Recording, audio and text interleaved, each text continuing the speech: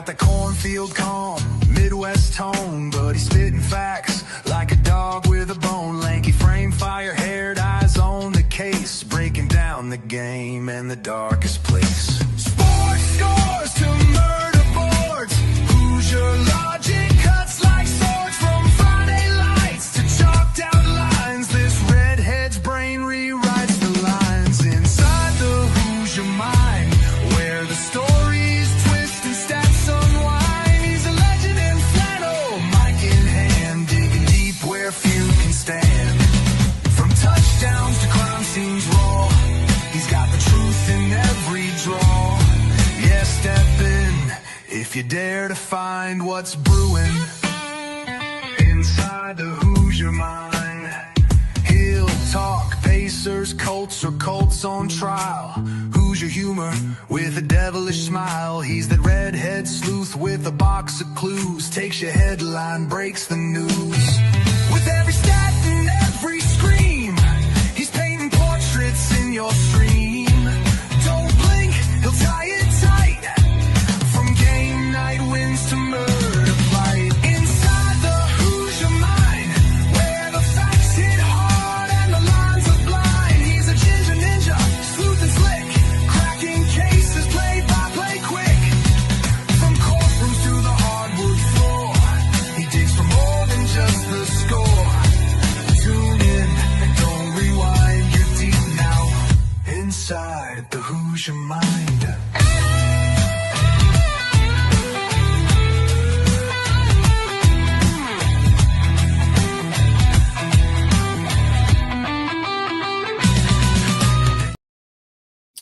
All right, what's up, everyone? Welcome into Inside the Hoosier Mind, brought to you by Military Broadcast Radio, helping give veterans a voice.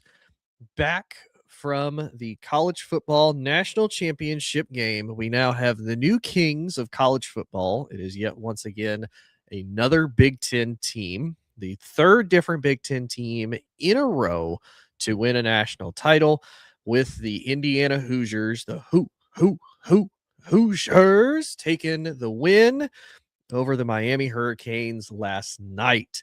And it's such a cool thing to be able to see, not just being from Indiana, not just being, for anybody who doesn't know, the term Hoosier is originally derived from being here in Indiana. There's a couple different stories as to where the term Hoosier came from, but nonetheless, though, everybody who's born in Indiana is considered a Hoosier. And the school down in Bloomington, IU, if you go there and you graduate, you are considered a Hoosier. They win their first national title in school history, and Coach Cignetti is able to do it in just 2 seasons, which is going to lead me to my first topic as far as what does this mean now for all the other coaches across college football? Because one of the things that we've noticed across the years, and it's always really been an issue, but I feel now personally between college and the NFL both, we have a pretty extensive coaching shortage. And what I mean by that is I'm not saying that there's not enough people to fill the positions. There's not enough quality people to truly fill the positions of good coaching and good coaches. Now, some of them, it's just not great situations. You know, if you look at some of the areas, if you look at the Jets, you know, Aaron Glenn did not inherit a great situation. Robert Saleh just got hired for the Tennessee Titans to be their head coach. To me, I'm not personally a huge fan of that situation. Yes, you have a young, rookie sensation in Cam Ward, but that's really about it. There's not a whole lot of other pieces that I'm even aware of on Tennessee that I would say, yes, that is a good starting job, or for him, a second chance at being a head coach in the NFL.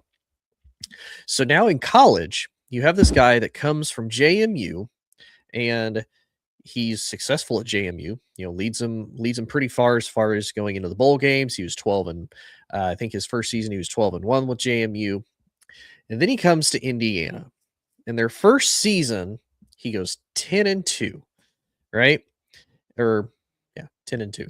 He goes 10-2 in their first season. The only 2 teams he lost to were the 2 teams that went on to face each other in the national championship. So that's pretty solid for a school that at the time had the losingest record in all of college football with 715 losses in college football for IU.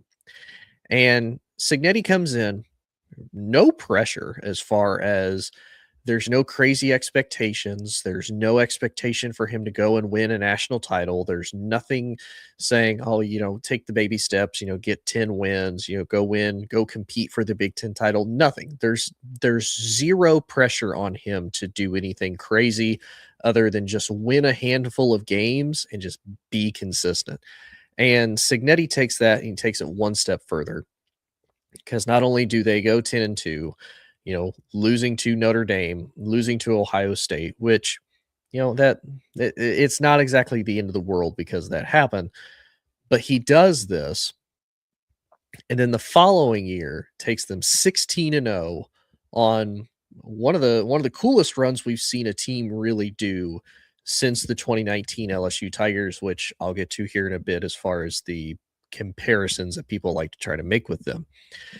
So with him winning in his first two seasons, going 25-2,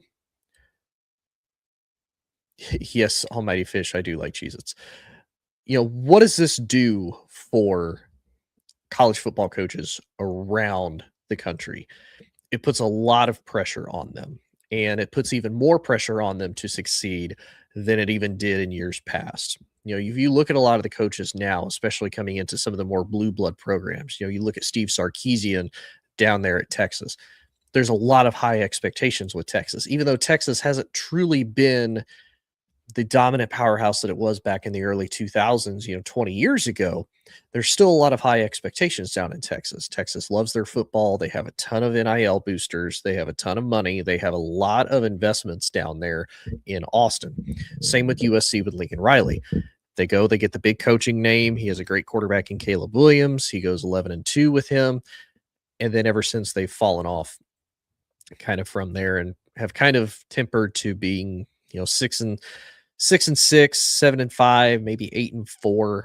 I don't really know or expect them to do much better than that as they continue to stay in the Big Ten, but we'll see how that goes. And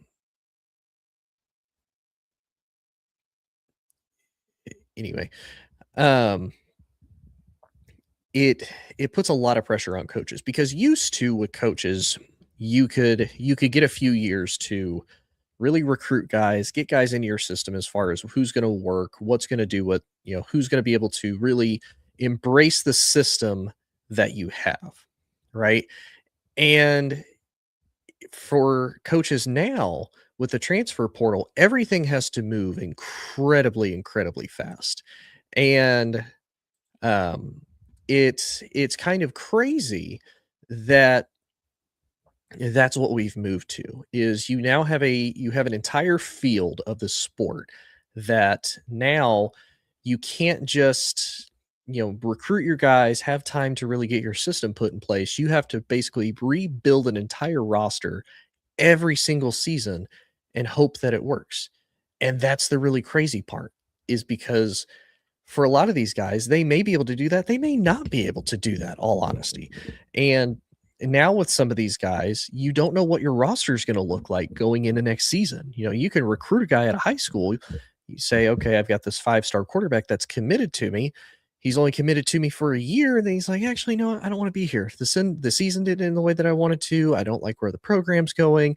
I'm just disappointed with this. I want to go elsewhere. This team's willing to pay me more money. I want to go see other opportunities.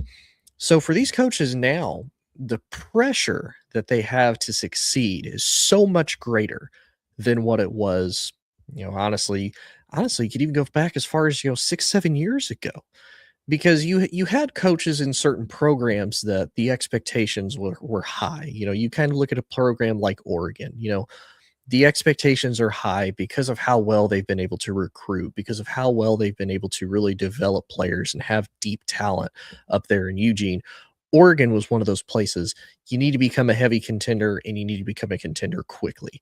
I would probably say Florida would even be another one of those schools, as far as if a new coach comes in, you need to be ready. You need to be ready to compete. You need to make the kids competitive. You need to be able to recruit well, and you need to be able to play well in the SEC. honestly, you could even argue for the Big Ten there. For a while, it was Michigan. We need to have a guy that's able to come in, beat Ohio State. We're consistently just here at, 9-3, 8-4. We're not doing anything crazy to move the needle. So to me, the era and the days of guys like James Franklin, who was able to really be in both eras of recruit well, develop guys, play really well, have your team well established, is essentially gone. And now you are going to have guys like Cignetti and I'm going to throw his name out there for the current moment just because of his historical success with it. You have guys like Lane Kiffin, who is considered the quote unquote transfer portal king as far as being able to recruit kids out of the portal and build these fantastic rosters like he did at Ole Miss. That's going to start to become the new norm for college football. And for some of these coaches, your timeline is going to be much shorter of doing that until there becomes a regulation and a standardization in college football, until they have some type of rules, until they start to do some type of contracts with college football. So that way, okay, I have for sure these guys all staying here next year. They're signed, they're committed. I don't have to worry about them going anywhere. And so I don't have to worry about this part of the roster. Now I only have to worry about finding these pieces in the transfer portal and be able to supplement holes that I've since, gotten from, guys transferring out, from guys graduating, getting drafted, et cetera, et cetera. Yes, Virgil, I started the program with the Hoosiers as the national champions in college football. And this puts even more pressure on these coaches because you look at Lane Kiffin, who got the big contract from LSU, and LSU has been one of these teams ever since that national title. The expectations are high. And I will say, as an LSU fan and as somebody who attends LSU currently, it's understandable because the product and the talent that comes from LSU. When you think LSU, there are a ton of NFL players that have come from LSU. And like I said, I'll jump into it a little deeper here a little bit later in this segment. But just from that 2019 national championship LSU team, 35 of those players went on into the NFL. Whether they were drafted, undrafted, whatever the case may be, were in the NFL at some point. 35 of them just from one national championship team. And that's just LSU. That's not including a team like Florida. Big brand, a lot of money, historically very successful. Same with Texas. Texas has a lot of guys in the NFL. Another big brand, a blue blood program, if anything. And so for guys like Steve Sarkisian, for guys like Lincoln Riley, for Summerall down there in Florida, the expectations are going to be crazy because now you take a school like Indiana, who was one of the worst football programs for one of the longest times, to go 25-2. They had 6 wins against top 10 teams this season. They had 6 wins against them. They went 6-0. For Cignetti to come in and do that with a program like Indiana is unheard of. And that's where you're going to start to have these really high unrealistic expectations start to come in, because not only did Cignetti do this with IU as a program, Cignetti was able to do it with, it's going to sound bad because I'm going to say a lack of talent. And the only reason I say a lack of talent is because IU doesn't have all of the 4 and 5-star recruits that Alabama and Oregon have. The number is like crazy astronomical. It was like 4 times the amount of 4 and 5 stars that Alabama and Oregon had as compared to IU. And yet IU comes in and dominates both of them and wins wholeheartedly. So you have the weird expectations. And now you're going to have to start to really argue the narrative of, does it matter how many 5 stars that you have? Because we've seen a lot of teams throughout history and even throughout recent history. You look at a team like Texas A&M, who they've historically almost always recruited well. They've always been able to get high, 4 or 5 stars recruits out of high school and whatnot. And it's the coaching, or they're just not able to, get these guys to cohesively mesh on the field. And that's something that we're going to have to start to see. And that's something that we really have to start to look at and evaluate. And for anybody who missed the show last week, one of the guys that came on, Chris had brought up a good point because I asked Chris as far as, do we need to reevaluate what stars look like when it comes to being at a high school? Like if you're touted as, oh yeah, he was only a 2-star coming out of high school, he's only a 4-star coming out of high school. And then how does your college career project after that? Because you look at, Fernando Mendoza last night. You have a guy that if I remember correctly, he said he was a 2-star recruit coming out of high school. Miami didn't even consider him. Miami didn't even want him to be a walk-on. He goes to Cal, kind of gets his start there, gets some experience for a couple of years, and then he comes to IU and he becomes a Heisman contending quarterback because you have a coach and you have an offensive coordinator like Cignetti and like Shanahan. So that's also going to really put these coaches in a bad spot because now you are going to have to solidify your staff now more than ever. And some people will probably argue, well, they already do that. They already look for the best guy. And yes, that's true. You always try to find a guy. You always try to find, okay, maybe he didn't work in the system. Maybe he'll work with this. This maybe tailors a little bit more. Maybe you can get the players to tailor a little bit better to his system and vice versa.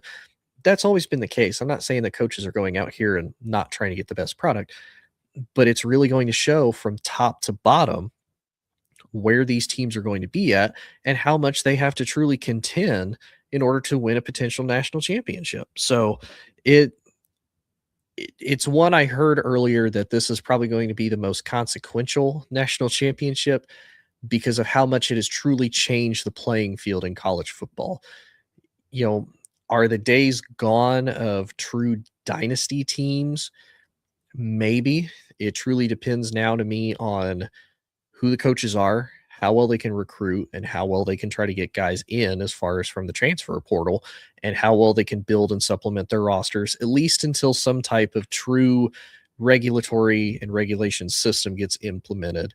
Then, okay, we might have some dynasties again with with coaches being able to recruit, retain guys, et cetera, et cetera. Then we might have them. But as it stands right now, I don't think we'll be able to see a dynasty anytime soon because it's just all going to be dependent on who can recruit the best and who can basically dish out the most money to these recruits and who can coach the best. I think that's the thing that people really need to acknowledge with Cignetti is how good of a coach he truly is. And somebody had kind of made the outrageous claim mainly for social media clicks of, is Coach Cignetti in consideration for the GOAT conversation in college football? And I'm not going to say he's the GOAT because that's a little far-fetched. He's probably the GOAT here in Indiana because you managed to do the unthinkable with IU and not only take them to a national championship but win it and go 16-0 with them on top of that.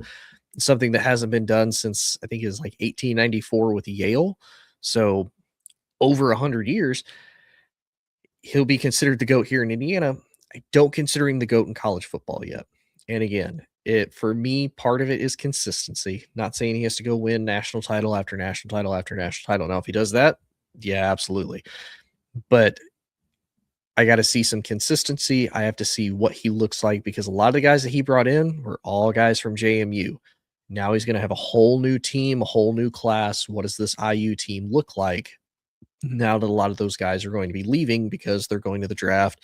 There's a couple guys. I know Fernando's brother, Alberto, has already announced that he's going to go to the transfer portal. It's very likely he's going to go to Georgia Tech, which I get. They did bring the kid out of TCU. I think his last name is Hoover. I think it's Josh Hoover, maybe.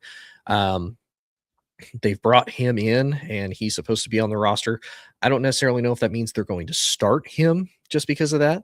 But he's got a lot of experience. And for, Alberto, he's going to want the chance to start. Now, do I say you should probably stay there with Cignetti? Because one, you're going to be familiar with the offense. You're going to be familiar with the team. You're going to be familiar with your teammates, all of that.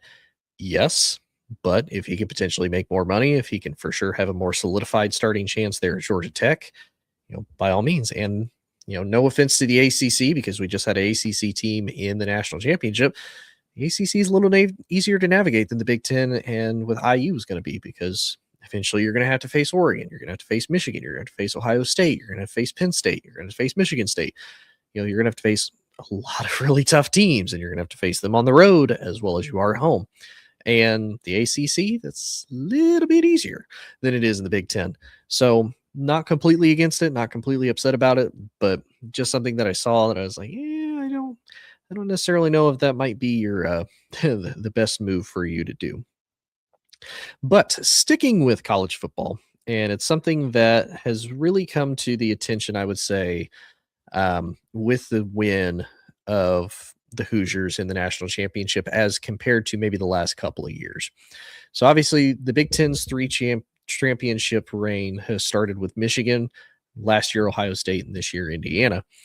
So with that, the narrative of the SEC being the most dominant powerhouse in college football has really started to die down. And a lot of people are now saying the Big Ten is the powerhouse in college football. And given the given the last three national champions and the way that they've won, it's a little hard to debate and a little hard to argue. And so it has really led to the question of, is the SEC's time of being the dominant powerhouse over? And is it now the Big Ten's yard to really play in and do what they want to do? Or is it truly just the NIL has leveled everything out? You don't have this, just massive hoarding of, star recruits, star talents, and these super deep teams like the Alabamas of old, where, you, you've got, like Devontae Smith is like the second or third string wide receiver. And then you've got Jerry Judy at like fifth or sixth. Like that's just nuts. The amount of talent that they had as far as depth in some of these rosters and whatnot. So even if one guy goes down, okay, I've already got another star player just in the weights ready to go. I think with NIL and with this, it just made everything more level.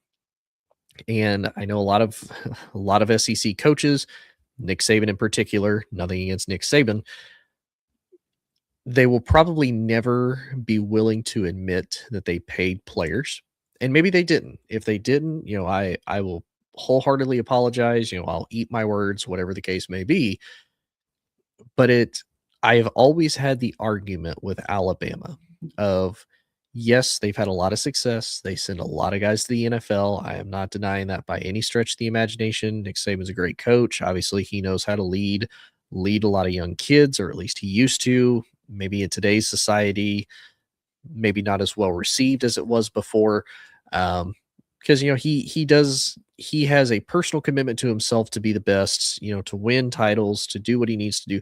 But Nick Saban is also a good teacher. He wants the best out of these young men. He wants them to succeed. He wants them to go out in the community and be well known and well respected, and have, long, successful standing careers and long, successful standing lives as men. And so while I don't disagree, and while I don't doubt that Nick probably did a really good job of recruiting, I do have to wonder with some of these guys, especially the years before NIL, of how did you get some of these guys to come to Alabama without using quote unquote NIL? Because you couldn't use a former player as far as being able to recruit because of the whole name, image, and likeness and whatnot. But if you're somebody like Nick Saban, if you're a young wide receiver and you're like, okay, what's one of the schools that I want to go to if I'm a young wide receiver and looking?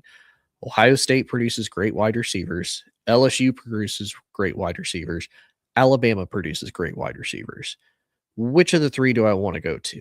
All right, now it's time for my visit with Alabama. Hey, Nick, what makes me want to come to Alabama? Because it is in a way a sales pitch as far as, how do I get you to come to the University of Alabama? If I'm Nick, Julio Jones, Amari Cooper, Jerry Judy, um, Devontae Smith, you've got a plethora of Alabama wide receivers for you to pick from that have been successful in the NFL, that have been successful at college. And to me, you can't tell me that if he goes to LA to recruit one of these kids, that he's like, hey, why don't you come to Tuscaloosa, Alabama, of all places, for school and to play football? Like, don't get me wrong. The before NIL, the image of okay, I can go in the NFL, I can be a star, I can make all this money. I'm not gonna I wouldn't argue it, be like, yeah, okay, that'd be tempting.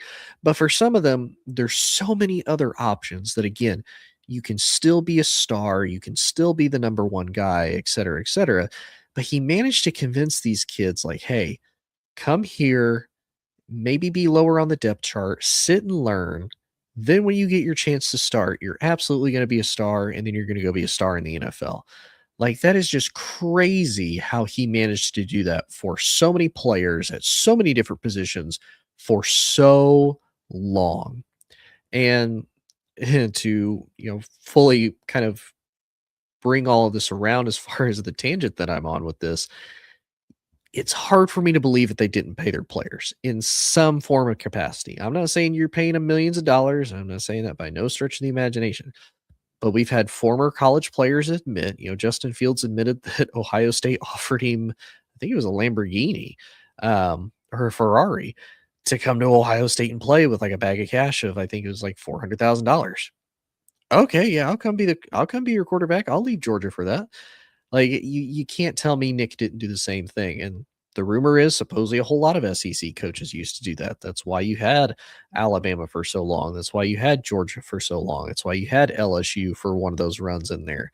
So it's hard for me to sit here and say no, they didn't pay their players. I think you did. Again, if you did, that's fine. Just say it. Like, will people be mad? Yes. Will people ultimately end up caring because now it's legal?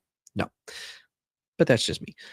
I think with NIL and all of this now, though, it's allowed teams like Ohio State to truly start to contend. Okay, we don't have to just try to recruit and be better than you at recruiting.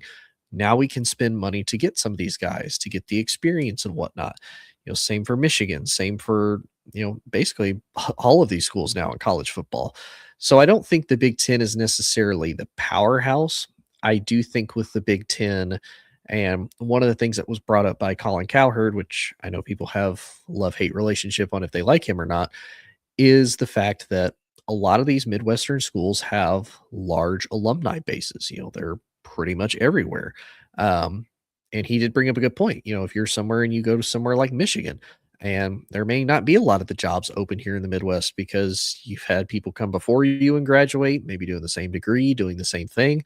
And if timing and everything like that happens to work out and they're able to stay in the Midwest, they may. And you may be the person that's like, okay, well, I don't have anything here. Let me go to Los Angeles. Let me go to the West Coast. Let me go over to the East Coast. Let me go down south. Like that's why you're going to have fans and you're going to have alumni absolutely everywhere doing this. And part of it's also business investments. You have to remember college is also networking. So, hey, if I have somebody who also graduated business school with me or has an idea or has a business or anything like that, and I want to go there and work for them and potentially make a ton of money, that's absolutely what I'm going to go do. So again, I think NIL has just leveled everything more than it has made the Big Ten the dominant powerhouse.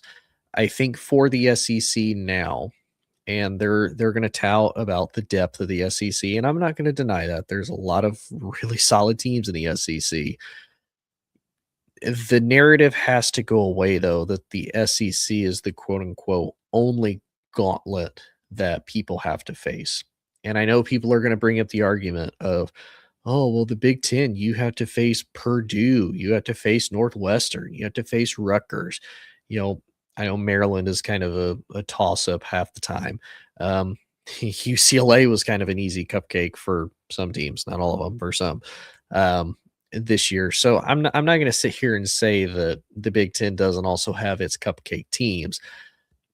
But for the longest time, the argument with the SEC of, oh, well, you have to face Georgia, you have to face Alabama, you have to face Tennessee, you have to face LSU. Okay. And no offense to Porter, because I know this is your team and I know you love them, but you guys have Arkansas. Arkansas is not exactly a powerhouse team like it used to be. They've kind of had their up and down years, but they're nothing crazy. Mississippi State, not really fearful. I mean, I know they had the upset win against Arizona State. They kept it close against Texas and Arch Manning, which how they managed to do that, I have no idea. You have Kentucky. Kentucky's probably the worst team in the SEC as it stands right now. Really super scared of them. And then up until the last couple of years, Vandy was the punching bag. Nobody's really scared of Vandy. Like if I have to go to Nashville and I have to play the Vanderbilt Commodores, I'm not super worried about it. Like, so this idea that the Big Ten is the only one that has quote unquote cupcakes and it's not the gauntlet that the SEC is, it's not necessarily true. It's just all in the scheduling. It's all in who you have to face. It's all in who you have to deal with. Depending on who you are in the SEC, yes, you are going to have to face some gauntlet of teams. You might have to face LSU, Georgia, Florida, Alabama, Tennessee. Depending on the year, depending on how good they are, you might have to face Texas A&M. You might have to face Mizzou. You might have to face Ole Miss. Like you're going to have to face, and now Texas and Oklahoma. You're going to have to face these quality teams. But let's not sit here and say that that's the only gauntlet of a schedule when you have a Big Ten that has Ohio State, that has Michigan, that has Oregon, that has, I know right now Penn State's not exactly the most fearful school anymore that they used to be, but Penn State was a pain there. And as much as I kind of dog on USC is still completely viable. Terry! Hi, Terry. I appreciate you tuning in, man. For anybody who wants great interviews and just great life advice, another great military broadcast podcaster, definitely check out Terry on the Tracers Around podcast. Absolutely fantastic. She always has great guests that are really cool because a lot of times they're either small business owners that you can buy locally here in the US if you want to, or if you happen to live in the area and you're listening to it. She has great people that you can buy local products from and endorse and talk to and whatnot. And then she's really cool because she brings on a lot of old war veterans. And I know some people, they always kind of get annoyed hearing old people stories. Old veteran stories are always cool because at least as a younger veteran, it's really funny to see that even somebody that has 40, 50 years age difference between them and myself, that they went through a lot of the same stuff that I went through, and it's like not changed in the last 50 or 60 years. I think that's the coolest thing personally. So definitely check out Terry's podcast of Tracer Round podcast.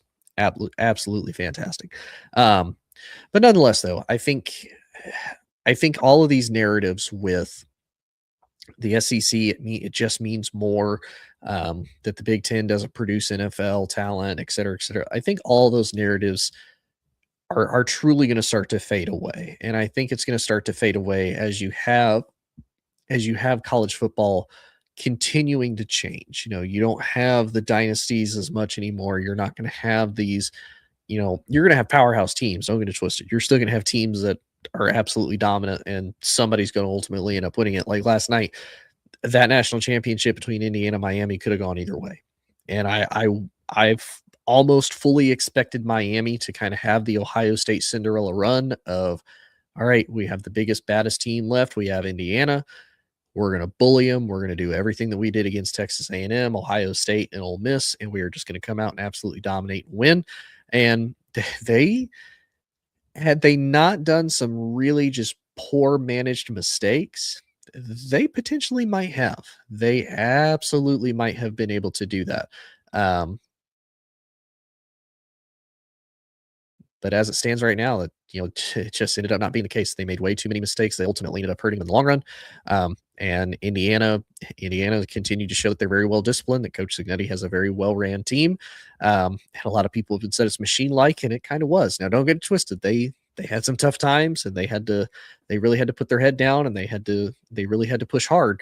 But nonetheless, though, it ended up being a phenomenal national championship game overall. I'm truly excited for college football next season, just like I am every single year. But I truly am excited to see. I did want to put something out there, though, for everybody who does watch, or if anybody who's maybe catching the end of this or anything like that. I'm going to start having some content ideas for something to do as far as the offseason and whatnot comes. I'm still going to talk about college basketball as it starts to come in. I'm going to start to dive into that a little bit. But as we start to get into more of the offseason during the spring and during the summer, we'll have some news that happens that I'll talk about. I'm going to start creating a series as far as, college football for dummies, or like a crash course in college football. They're probably going to be really short videos and whatnot that talks about, the breakdown of what the conferences are. And it's not for my people who love college football like me. I mean, it is if you just like the content. And if you like me, great. Super appreciate that. but it's for kind of more the casual fan or somebody that, like me a few years ago, I really didn't know college football. I didn't watch college football growing up as much. Like it was kind of very casual and very sporadic. But I'm still excited to see it. And that's going to be my new content for kind of this off season. It's college football crash course for dummies. I'm going to be talking about some of the great teams of college football history, both recent and past, the different conferences, what they mean, the different teams of the conferences, et cetera, et cetera. Landon, from a Bama fan, congrats. This team is a masterpiece. Hoosiers and Roll Tide. I will say, Landon, I'm fully transparent. I currently attend LSU, and I'm an LSU fan. So I'm not a huge fan of Bama. But I do like the respect that you're able to give. As much as I don't like the Tide, I have to respect the Tide for what the Tide has been able to do for a really long time. And it is cool because, some Bama fans might be a little mad about what IU did to them. But to me personally, I think that kind of gained a lot of respect for the Hoosiers because Alabama was truly their first big test outside of the Big Ten. They managed to beat Oregon on the road. Some people still didn't really believe. They're like, they get a lucky win. Doesn't really count.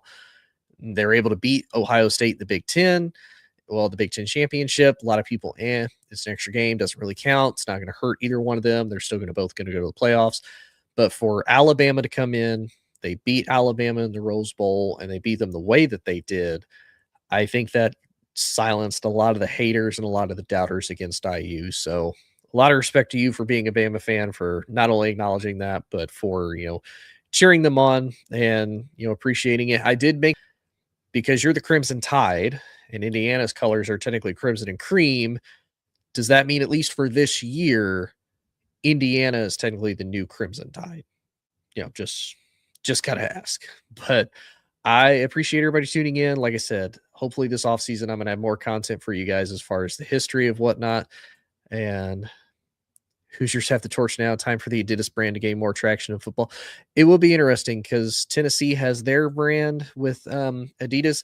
I think Penn State also switched over, if I remember correctly. So I think that's going to start to make a little bit more of a comeback. I really like what Adidas has done with uniforms. They've updated them, and they've made them honestly really nice. I loved what Adidas did with Texas Tech's uniforms. I think Texas Tech has some super clean uniforms. Don't get me wrong. I liked their Under Armour ones, but I feel like their Adidas ones are a lot nicer, like way, way nicer than what their Under Armour ones are. And I'm excited to see what Adidas does with Tennessee. Tennessee finally goes back to that after about 10 years or so. And it'll be interesting to see what they do with Penn State's, as far as do they kind of keep with a lot of the same tradition? Do they change a little bit?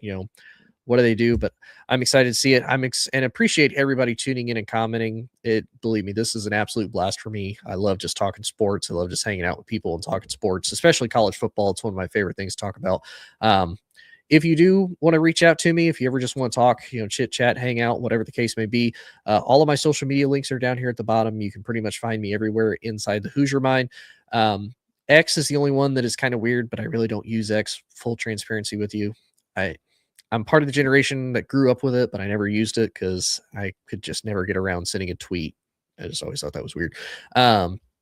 So if you like that, check out Inside the Hoosier Mind at pretty much all the social media.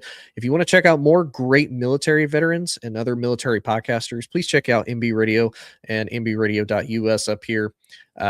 Check them out. There's so many other great podcasters that have a lot of stuff. There's other sports guys too, so it's not just me. If you want to, talk to a guy with sports, we also have great people that offer great advice. They interview other military vets. They interview small business owners. All of that. So definitely check them out.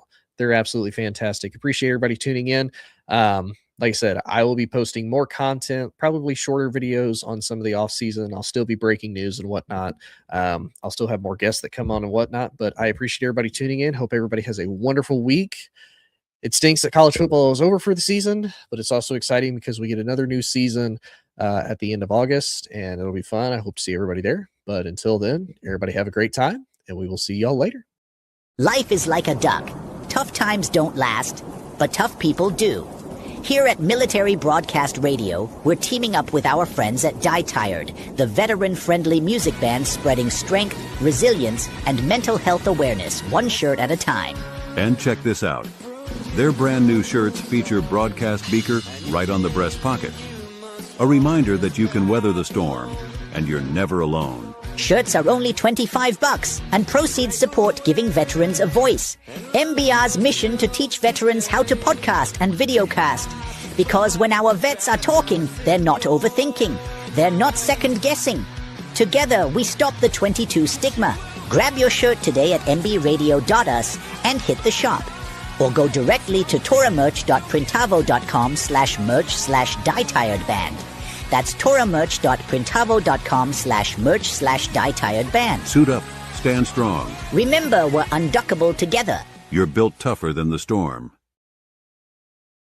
Ladies and gentlemen, thank you for tuning in to Military Broadcast Radio. As we wrap up today's show, we want to remind you that the podcast of today's episode will be available right after we go off the air. So if you missed any part of the show or want to listen again, be sure to check it out. And remember, we're here to support and honor our veterans.